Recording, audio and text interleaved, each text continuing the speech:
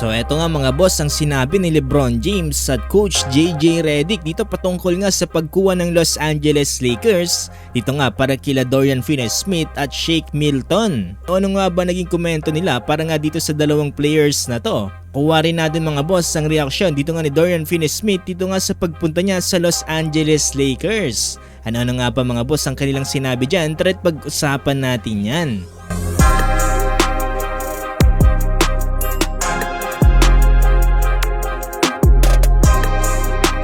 Matapos nga mga boss ang napakaraming usap-usapan dito nga para sa Los Angeles Lakers, sa wakas no gumawa na rin sila dito ng move para nga dito sa ikabubuti ng kanilang team.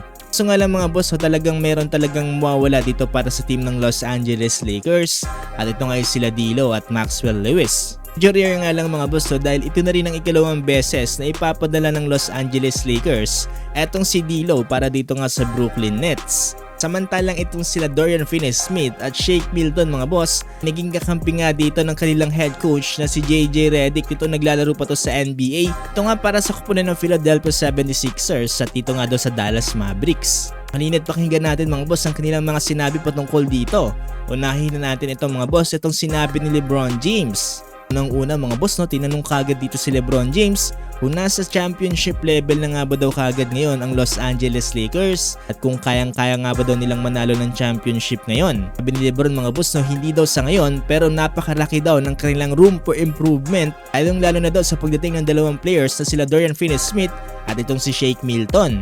Saya daw si LeBron James mga boss na nandito na itong dalawang players na to. Kilala nga itong dalawang players na to mga boss na competitive nga daw. Pero itong nakakalungkot na sinabi ni LeBron James mga boss sabi niya dito hindi daw siya sigurado kung mananatili pa siya ng ganong katagal para nga masilayan dito malaking pagbabago para sa Los Angeles Lakers. Hindi na nga daw talaga mapagkakailat, hindi na natin maitatago pa na nalalapit na nga ang pagre-retiro dito ni LeBron.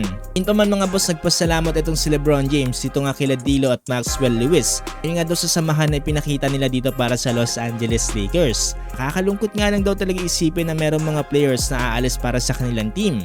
Ayun naman kila Coach JJ Redick mga boss ay finally nakuha na nga daw nila itong sila Dorian Finney-Smith at itong sila Shake Milton. Ayun kasi mismo dito kay JJ Redick mga boss na itong si Dorian Finney-Smith ay magbibigay nga daw dito para sa Los Angeles Lakers ng another defender. Bukod pa dyan ay napakalaki na din daw ng kanyang experience, magbibigay ng malaking advantage para dito sa LA. Naman kay Shake Milton mga boss he's the guy daw that can handle and shoot the ball. Para naman dito kay Dorian Finney-Smith mga boss masayang-masaya daw siya dahil napunta siya dito para sa Los Angeles Lakers. Hindi na rin daw siya makapaghintay na tumira nga ng mga corner threes. Alam naman natin na bukod sa pagiging great defender, yan din ang isa sa kanyang pinakamagagandang alas. Mataas-taas din ang kanyang percentage mga boss from the deep, shooting 43%.